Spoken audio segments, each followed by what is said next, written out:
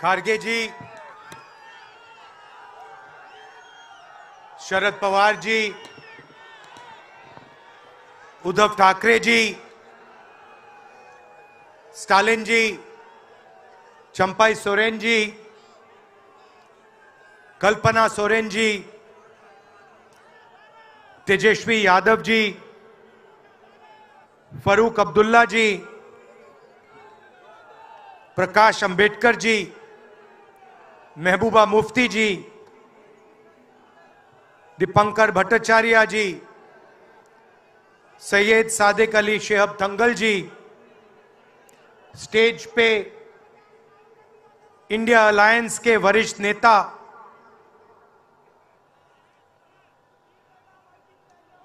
Honourable CWC members,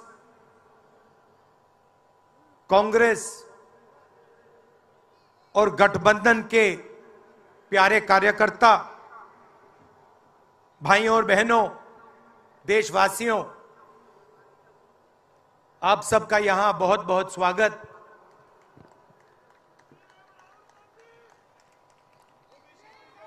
पिछले साल कन्याकुमारी से कश्मीर तक हमने यात्रा की।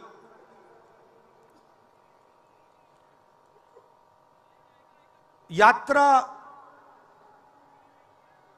करनी पड़ी। अगर मैं अपने आप से पूछता 2004 में,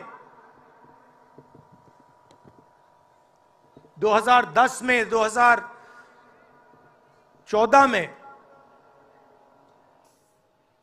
कि मुझे 4000 किलोमीटर कन्याकुमारी से कश्मीर चलना पड़ेगा, मैं ऐसी बात सोच भी नहीं सकता था।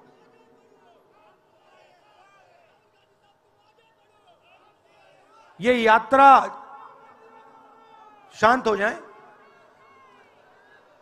ये यात्रा हमें क्यों करनी पड़ी? क्योंकि देश का जो कम्युनिकेशन का सिस्टम है, चाहे वो मीडिया हो, सोशल मीडिया हो, वो आज देश के हाथ में नहीं है। जनता के जो मुद्दे हैं, बेरोजगारी, हिंसा, नफरत, महंगाई, किसानों के मुद्दे, अग्निवीर के मुद्दे, जवानों के मुद्दे, वो मुद्दे आपको मीडिया में नहीं दिखाई देंगे। तो हमने ये यात्रा करनी पड़ी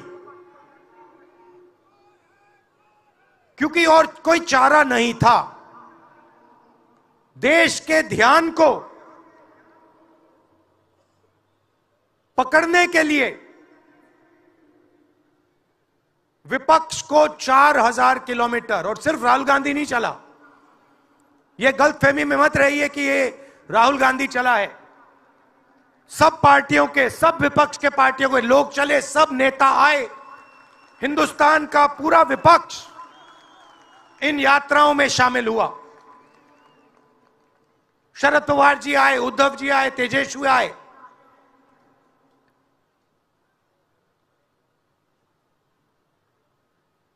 सोशल मीडिया में भी आप गलतफहमी में मत रहिए।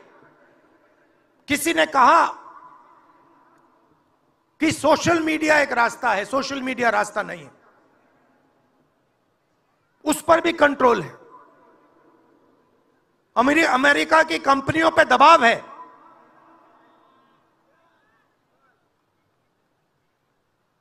तो काफी डिस्कशन होता है कि हम बीजेपी से लड़ रहे हैं।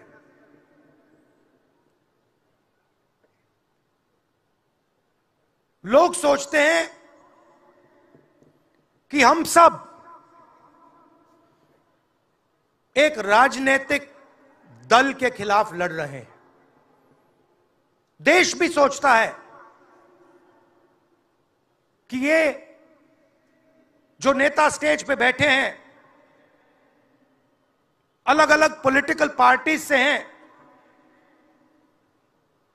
ये एक राजनीतिक पार्टी से लड़ रहे हैं। ये सच नहीं है, ये गलत है। हम राजनीतिक पार्टी से नहीं लड़ रहे हैं और ये समझने की जरूरत है। हिंदुस्तान के युवाओं को यह बात समझनी होगी। कोई और कहता है ये सब लोग एक व्यक्ति के खिलाफ लड़ रहे हैं, नरेंद्र मोदी के खिलाफ लड़ रहे हैं। नहीं, हम एक व्यक्ति के खिलाफ भी नहीं लड़ रहे हैं। ना हम बीजेपी के खिलाफ लड़ रहे हैं, ना हम एक व्यक्ति के खिलाफ लड़ रहे हैं। एक व्यक्ति को चेहरा बनाकर ऊपर डाल रखा है।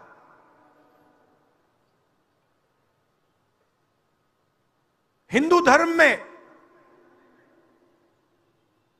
शक्ति शब्द होता है।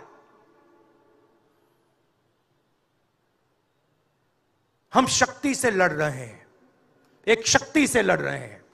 अब सवाल उठता है वो शक्ति क्या है?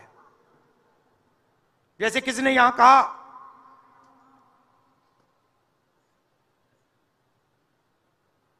राजा की आत्मा ईवीएम में है। सही है, सही है। राजा की आत्मा ईवीएम में है।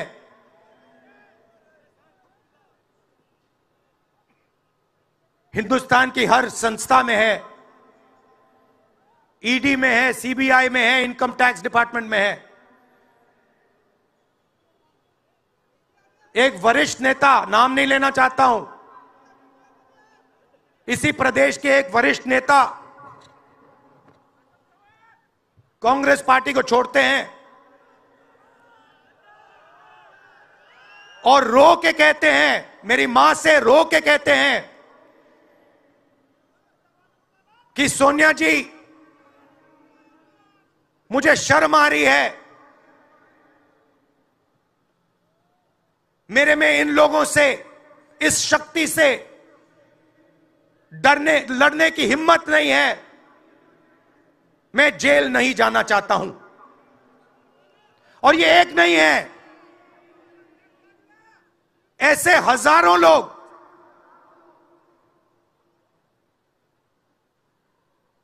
डराए गए हैं।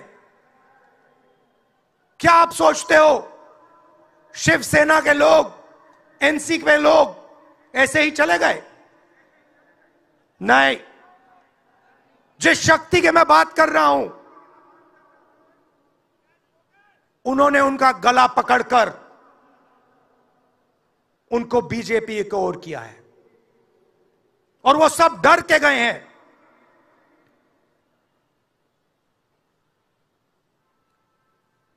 4000 किलोमीटर चला, उसके बाद 6000 किलोमीटर मणिपुर से महाराष्ट्र, मुंबई, धारावी।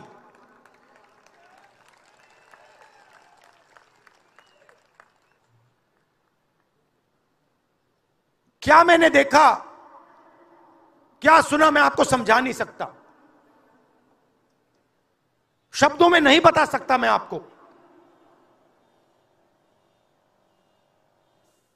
बोल रहा हूं तो बात याद आई, मेरे पास एक युवा आता है, जीप पर कूदता है, सिक्योरिटी वाले उसको मारते हैं, दबाकर मारते हैं, तब भी वो आता है, हाथ पकड़ता है, आंख में आंसू, मुझे कहता है राहुल जी मैंने 3 साल हर रोज सुबह रनिंग की, पुलअप्स की, पुशअप की, दंड बैठक, सब कुछ मैंने किया।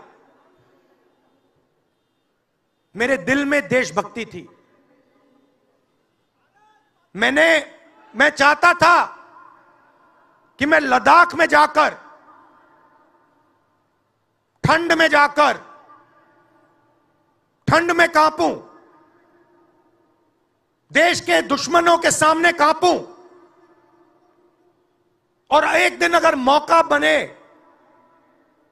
तो उनकी गोली भी खाऊं। यह मैंने सोचा था। राहुल जी, अग्निवीर लागू कर दिया।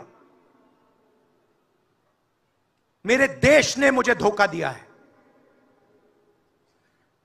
नहीं, तुम्हारे देश ने तुम्हें धोखा नहीं दिया, तुम्हारी सेना ने तुम्हें धोखा नहीं दिया, उसी शक्ति ने तुम्हें धोखा दिया है। नरेंद्र मोदी भाइयों और बहनों सिर्फ मास्क है, मुखौटा है। जैसे ये बॉलीवुड के एक्टर हैं, उनको रोल दिया गया है कि भैया आज सुबह आपको यह करना है, कल आपको यह बोलना है, परसों आप यह करोगे, सुबह उठ के समुद्र के नीचे जाओ, चलो सी प्लेन में उड़ो। 56 इंच की छाती नहीं है, खोखला व्यक्ति है।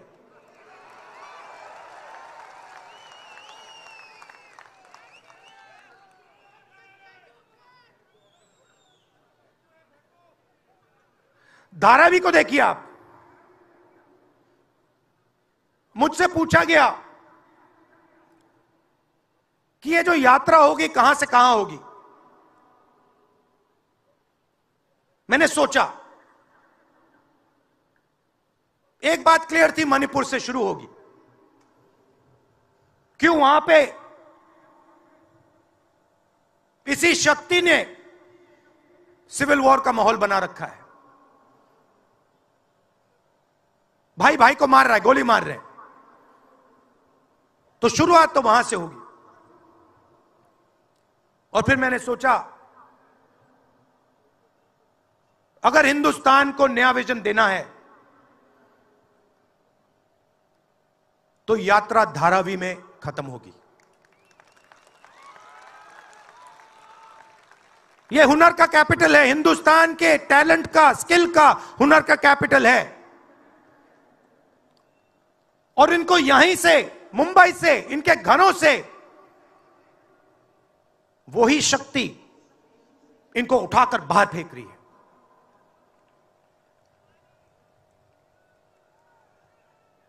एक साथ मिलकर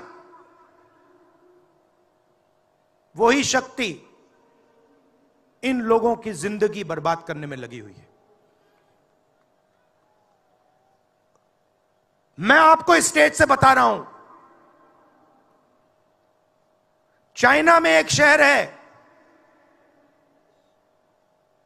उसका नाम शेंजन है। सच्चा मुकाबला उस शहर से है जो आपको मीडिया में कभी कोई नहीं बताएगा। धारावी शेंजन का मुकाबला कर सकता है। बैंक के दरवाजे इन बच्चों के लिए खोलो, इन बच्चों को सरकार की मदद करो, और फिर देखो ये शेंजन का क्या करते हैं। उठा के परे कर देंगे शेंजन को ये लोग। Made in Mumbai, made in Dharavi, made in China को उड़ा के हटा देगा, परे कर देगा। मगर नहीं, 22 लोग हैं यहां पे, 22 लोगों के पास उतना ही धन है जितना हिंदुस्तान के 70 करोड़ लोगों के पास है।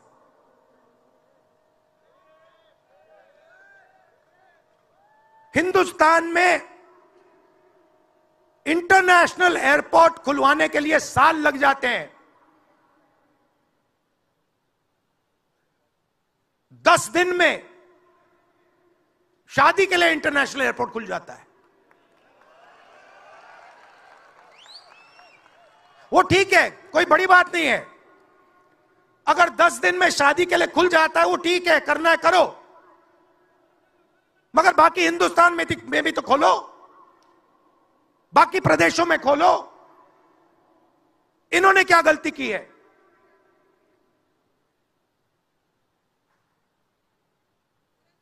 पचास 50% हिंदुस्तान की आबादी पिछड़े वर्ग की है,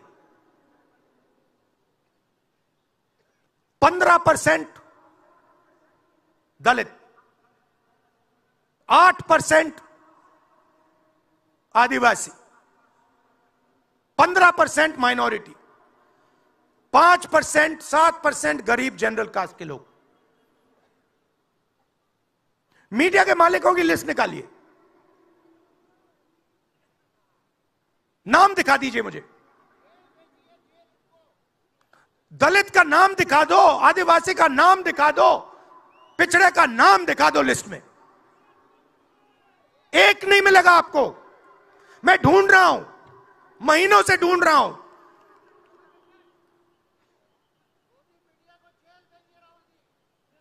इनकी गलती नहीं है बेचारों की। जैसे मोदी जी मुखौटे हैं, जैसे उनका रिमोट कंट्रोल इनका भी है।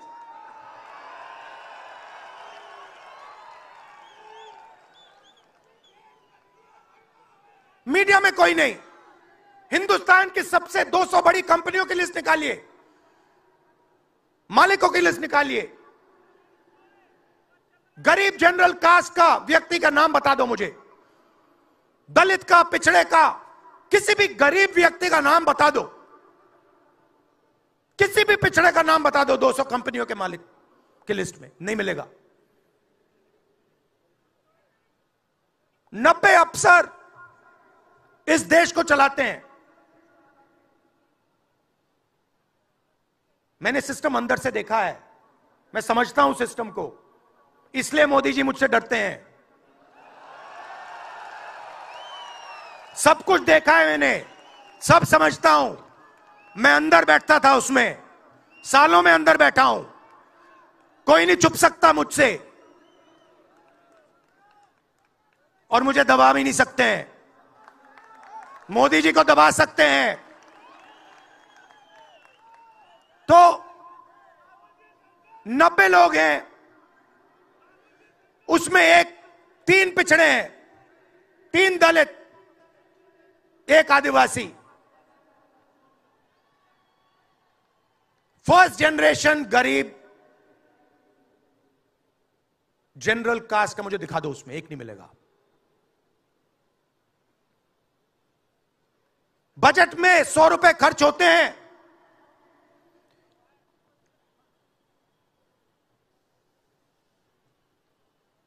पिछड़े, दलित, आदिवासी सबको मिला दो,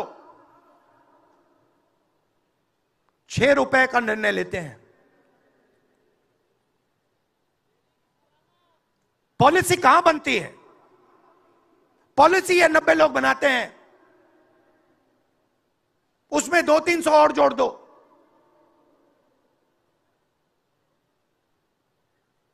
उसमें 50-60 अरबपति जोड़ दो।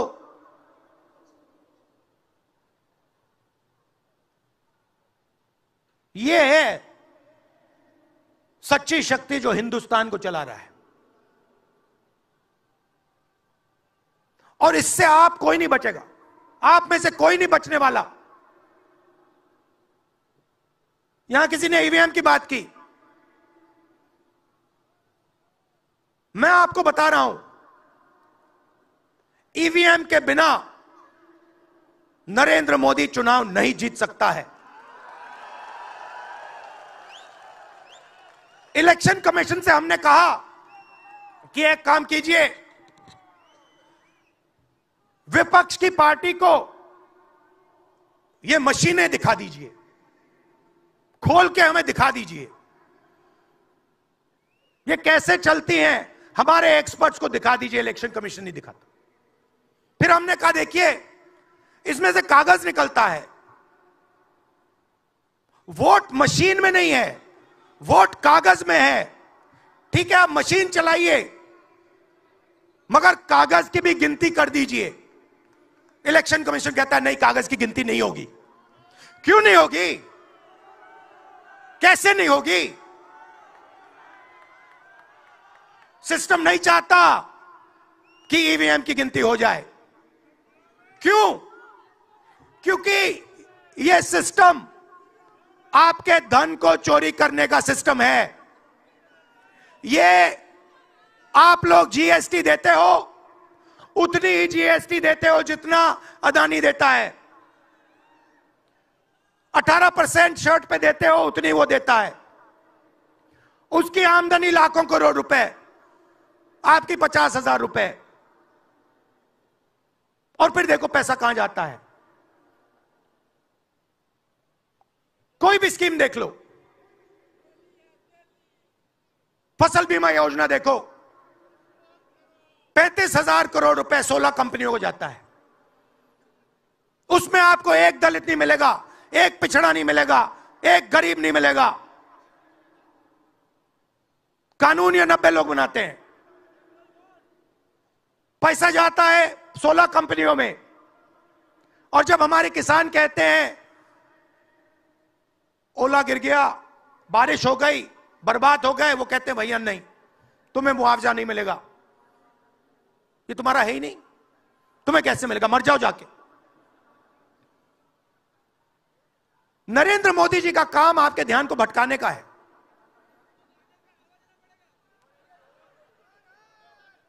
कभी आपसे कहेंगे देखो देखो चाइना की ओर देखो, पाकिस्तान की ओर देखो। कभी मोबाइल फोन की लाइट ऑन कर देंगे,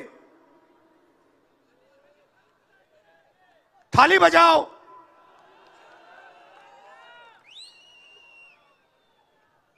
कभी कहेंगे देखो मेरा अपमान कर दिया, जैसे अभी किसी ने उनकी पत्नी के बारे में बोला, अब कहेंगे देखो मेरा अपमान कर दिया, ध्यान भटकाने के लिए। अब देखना होगा।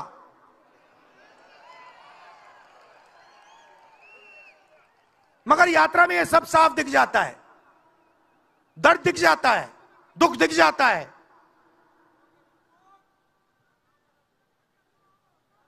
चालीस साल से सबसे ज्यादा बेरोजगारी हिंदुस्तान में आज है। मीडिया में आपको एक मिनट के लिए नहीं दिखता।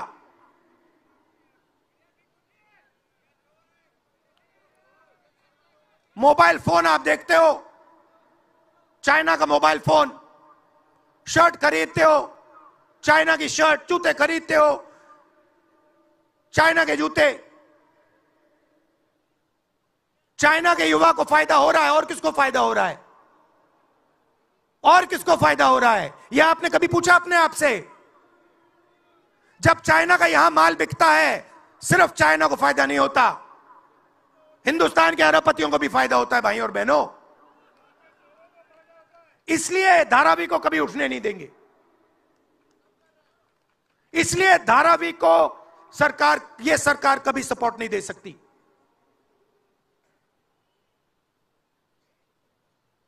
पूरा सिस्टम कंट्रोल में है।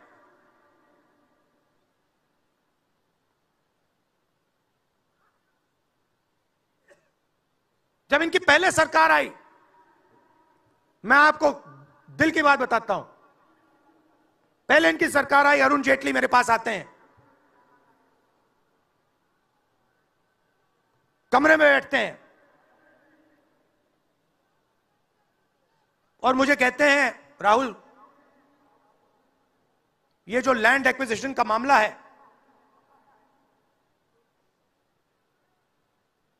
तुम इस पर मत बोलो। क्यों नहीं बोलूं? जनता का मामला है।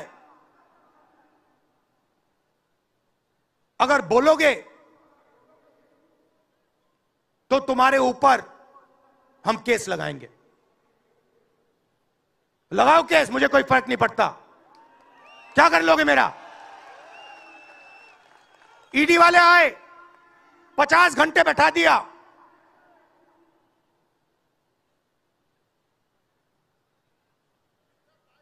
अंत में पता है क्या बोलता है ईडी का अफसर? मुझे पता है क्या बोलता है?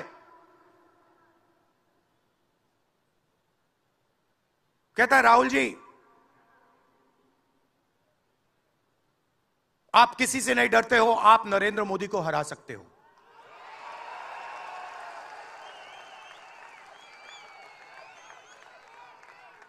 ईडी का अफसर बोलता है मुझे,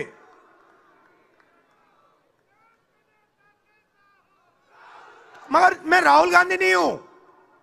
आप ये मत सोचो कि मैं राहुल गांधी हूं, आप ये मत सोचो कि उद्धव ठाकरे हैं। ये नहीं है, ये हिंदुस्तान की आवाज है। आप देखिए, हर प्रदेश से यहां लोग बैठे हैं, हर व्यक्ति ने अपनी यहां बात रखी। स्टालिन जी ने अपनी बात रखी, सोरेन जी ने अपनी बात रखी। ये हिंदुस्तान बोल रहा है। नरेंद्र मोदी जी की मीटिंग देखिए, वहां सिर्फ एक व्यक्ति बोलता है।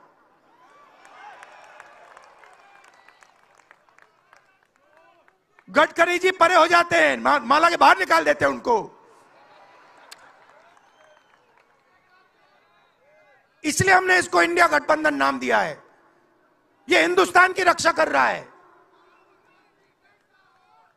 ये सब लोग डरे नहीं हैं, ये सब लोग उसी सिस्टम का मुकाबला कर रहे हैं। आज नरेंद्र मोदी के पास भ्रष्टाचार की मोनोपोली है।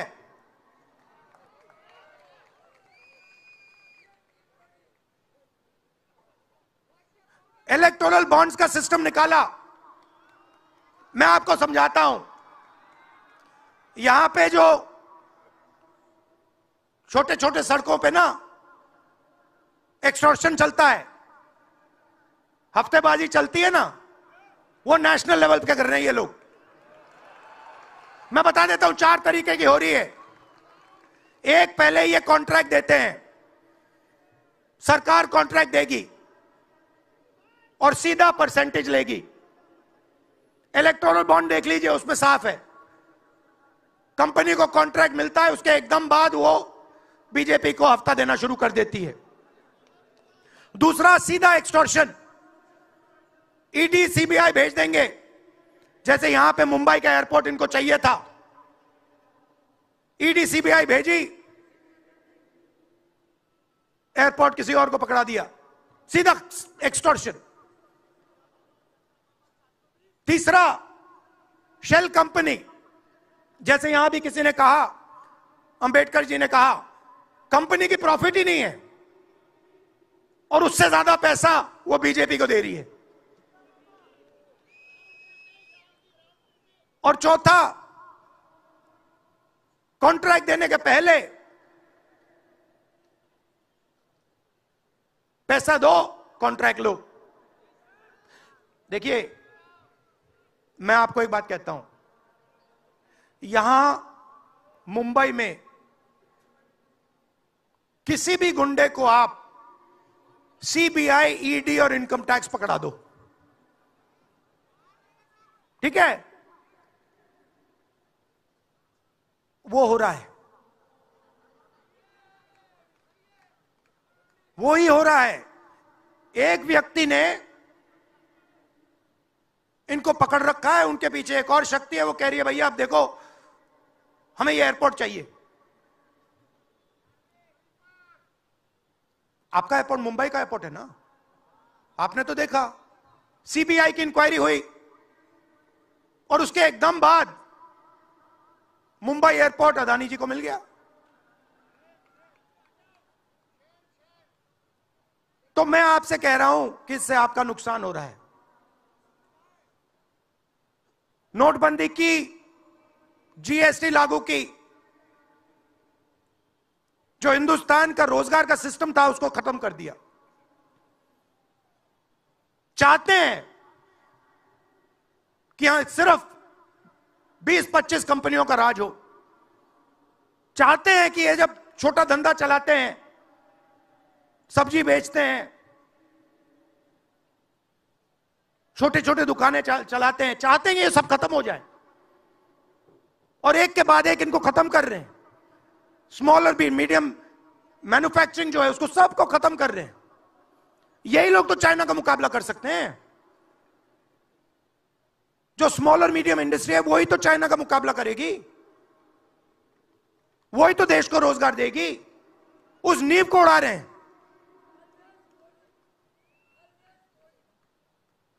और आपको खड़ा होना पड़ेगा। आपके बिना काम नहीं बनने वाला। आप हो भारत माता, आप सब भारत माता हो, और आपकी जिम्मेदारी बनती है, हमारी जिम्मेदारी है, मगर देश के युवाओं की भी जिम्मेदारी बनती है।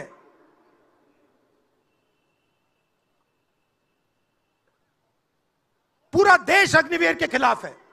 मैं 4000 किलोमीटर चला, एक युवा ने मुझे नहीं कहा कि अग्निवीर अच्छा लगता है। वो जो रो रहा था मुझे कहता है, राहुल जी मैं नहीं जाऊंगा, मैं नहीं जाऊंगा, मैं अग्निवीर नहीं बनूंगा। और फिर मुझे कहता है, राहुल जी जहां पे पहले हम दौड़ने जाते थे वो सब खाली पड़ा है। यात्राओं से मुझे बहुत सीखने को मिला, दर्द भी हुआ, चोट भी लगी,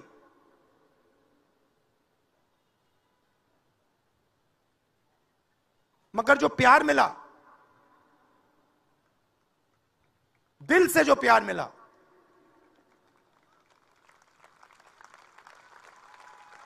वो उसका कोई मुकाबला ही नहीं है। मैं बता ही नहीं, समझा नहीं सकता आपको। और जो भी आप मुझसे करवाना चाहो, जहां भी आप मुझे बुलाना चाहो, मैं आपके लिए और इस देश के लिए हाजिर हूं। यह नफरत का देश नहीं है, यह मोहब्बत का देश है। नफरत जानबूझ के फैलाई जा रही है। नफरत इसलिए फैलाई जा रही है कि आप अपना ध्यान इधर उधर करो और आपके जेब में से आपका पैसा लूटा जाए, छीना जाए।